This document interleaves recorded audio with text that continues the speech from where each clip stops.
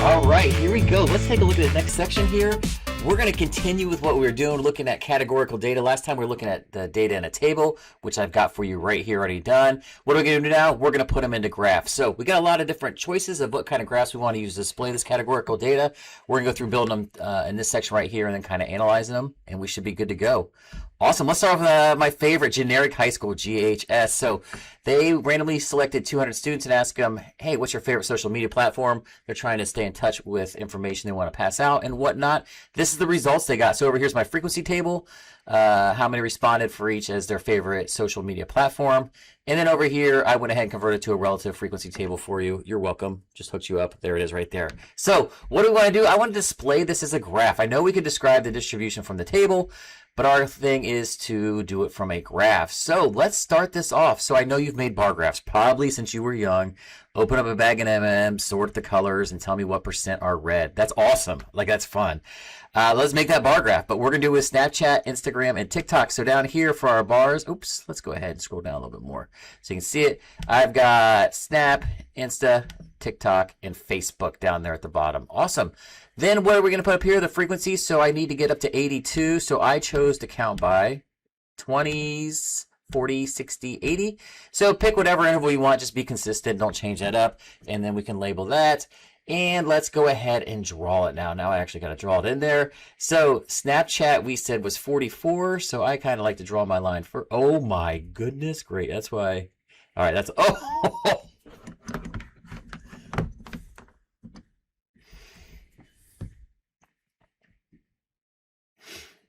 Okay, so let's find 44 on the graph. So about here, and then make my little bar out of that. There it is. There's Snap right there. Insta was up at 62-ish, and we're just kind of getting as close as we can here. Oh my goodness. Hopefully your bars are straighter than mine. TikTok, the big dog up here at 82. Whoosh. There it is. There it is. And then Facebook, little guy down here at 10. Doesn't look like the students are too into Facebook. Now I've got my bar graph. Notice they do not touch. I've got separate different bars for each category. We are good to go. So that's the frequency bar graph. How many students said what? Can we come over here and do our relative frequency? So yes, we can. If I can find it, there it is. And there's my scale. This time I only have to get up to 41%. So notice I changed the scale.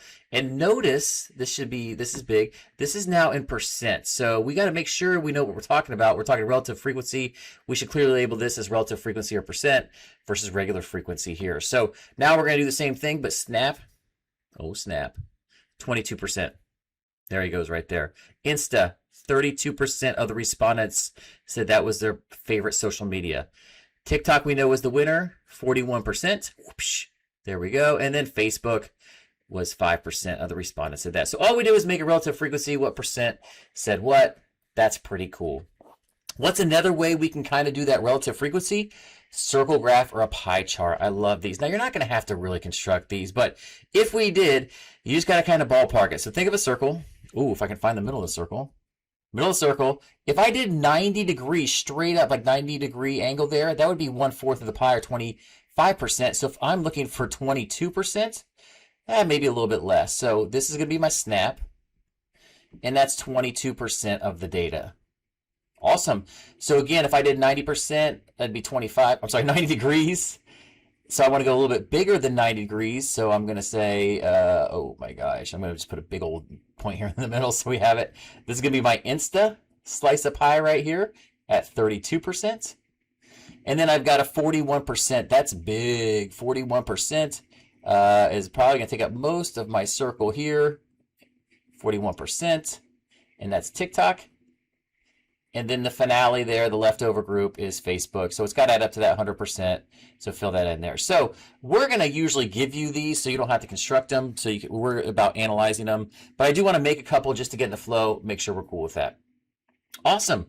What else can we do? Oh, we need to describe distribution. So without looking at the table, can we describe it? So just like we did last time, remember we want to do it in context. Everything's in context. And we want to start off with like highs, lows, comparison, things that are in there. So if I'm describing the distribution of high school students, I would say the most preferred social media platform, that takes care of my context right there. So I'm definitely in context, is TikTok. Oh, I spelled TikTok wrong. With, what did we say? Was it 41%? 41% of the users responded to that. This was followed by, I just like that one because it gives me more. Instagram, I should say gram. I'll write it all the way out here. Instagram with 32%. And again, we're just supposed to be looking at our nice graphs we made there. Poor little Facebook was only 5%. So I would say something like TikTok was over 8 times more than the lowest Facebook with only, I shouldn't say only, with 5%. Awesome. So I'm comparing them, making some comparisons. I'm writing in the actual percents. We're describing distribution just like we did last time, but now we're using these beautiful pictures up here. I hope yours turned out a little nicer than that. Oh, let's just move on. I don't know if I want to look at that anymore. Oh, I thought I had some down here. There it is. What about double bar graphs? So I'm not going to make these. You don't want to see my handwriting again. So what if the generic high school is like, hey, what about the parents? You know, we want to send information to the parents too. So they get 150 of the parents and ask them the same question about social media preference. Check out these graphs. So over here's my frequency graph on the left. And I've got students in gray, parents in black. And I can see instantly. What I like about this is I actually put the frequencies on top. So if you want, it really helps clarify like, oh, what is it? How many? It's 44. 12 people said snap for parents. 64 students. 39 parents. So I love that because it kind of just shows you exactly. I don't have to kind of guess or whatever where it is. Awesome. So what's nice is what's the biggest bar? Facebook. Does that mean we should do everything on Facebook? You got to be careful here because, yeah, 84 parents liked it, but only 10 students liked it. So the students are definitely more into these other TikTok, Insta, Snaps over here, not into that Facebook. So when we look at frequency, you have to be careful. One, our sample sizes aren't the same. You know, I had actually more students than parents. So that's a big deal. Like it can be very misleading if you just go by the highest without looking at how many were in each group. So a lot of times we'll come over here to the relative frequency. Within your group, what percent? So again, we can still see Facebook is super popular. And notice on this one, I went ahead and I put them as a decimal, as the proportion. That's cool too. Over here, it's clearly labeled as a percent. So I just want you to make sure it's the same thing, 41%, 10%, 5%. So same thing here. So 56% of the parents, so it's like, oh, they're crushing. 56 of the parents liked it, which was 84 people.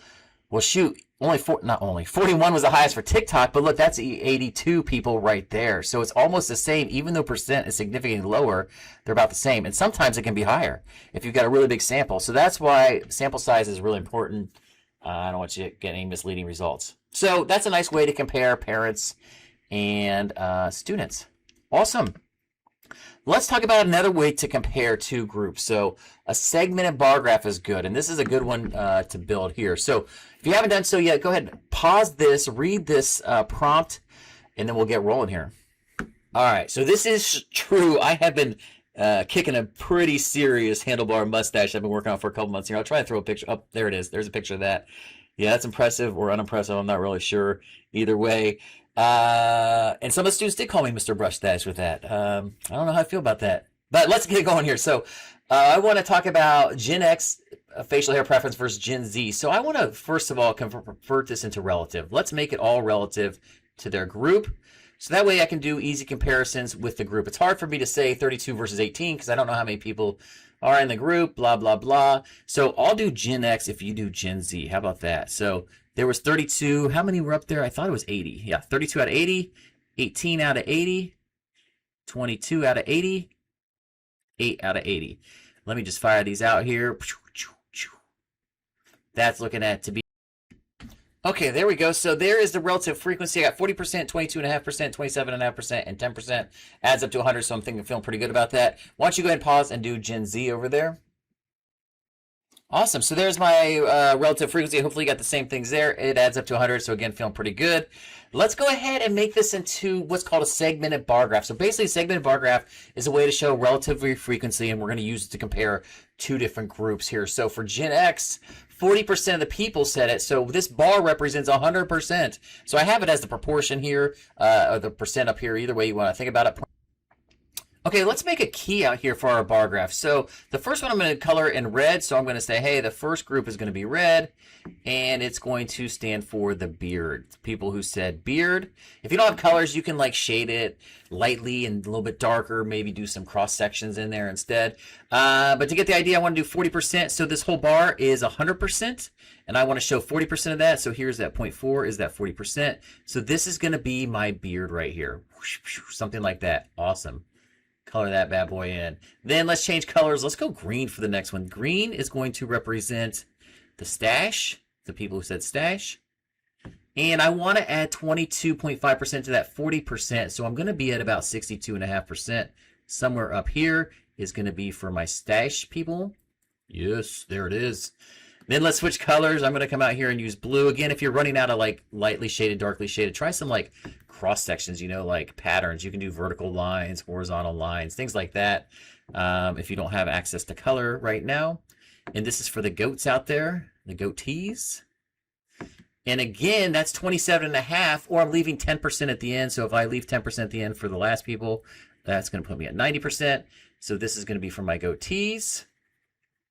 And then the finale is going to be what here? We're going to say the last piece is going to be the stubble crew. Who likes that little stubble, that little 5 o'clock shadow. There it is, this group right here.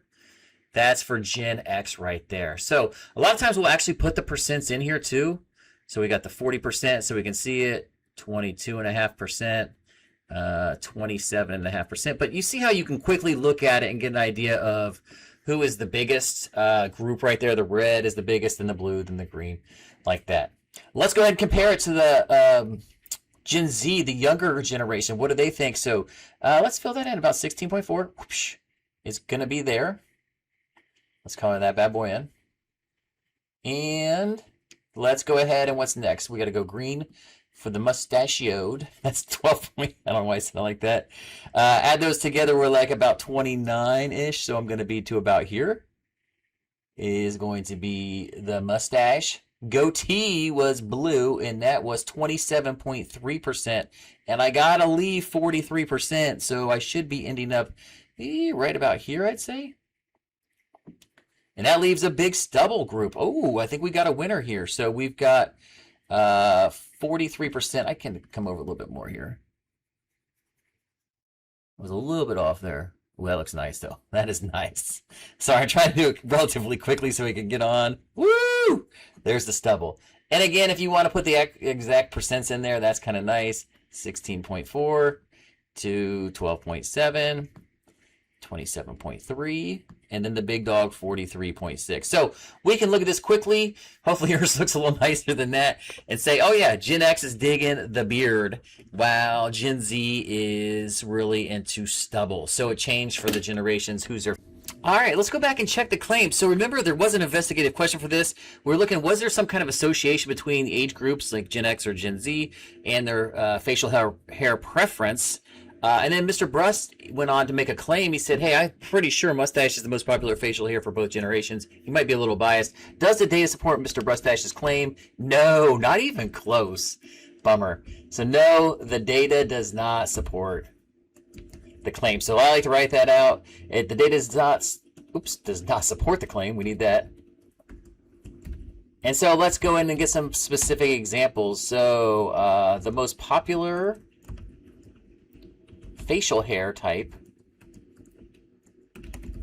for Gen X is actually beard at 40%. And for Gen Z, it was what? Is stubble at 43.6%.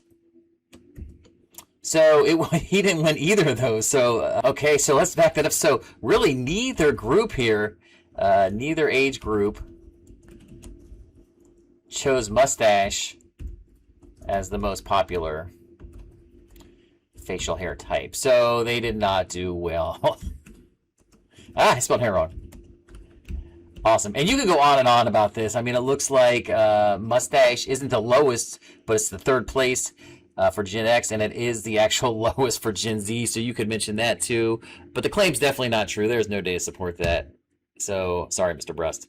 Awesome. Last thing, I'm not going to have you make these. You're just going to have to interpret them. So a nice graph is called a mosaic graph. And what's cool about this one is it actually shows the sample size. So notice that what's going on here. We got same thing, just our Gen X, Gen Z information about the beard and the stash from above. But notice this guy over here is wider. See how Gen Z is wider? Why is it wider? Well, it had a bigger sample. Its sample size was what, 110? So that its sample was 110. Versus Gen X is narrower. Its sample was only 80. So I only had 80 people here. So mosaic graph shows you. Segmented bar graph did not show it. This mosaic graph is basically two segmented bar graphs mushed together, but then the x-axis is proportional to show you the actual size of the sample it came from. So we can say, oh yeah, Gen Z had more people, and they've got this 43%, so they're digging that stubble. Compared to over here, they had less people. So it's a nice way to kind of show who's saying what and help us for comparisons. Awesome. That is it right there, man. Good luck on the practice and the mastery check. Peace out.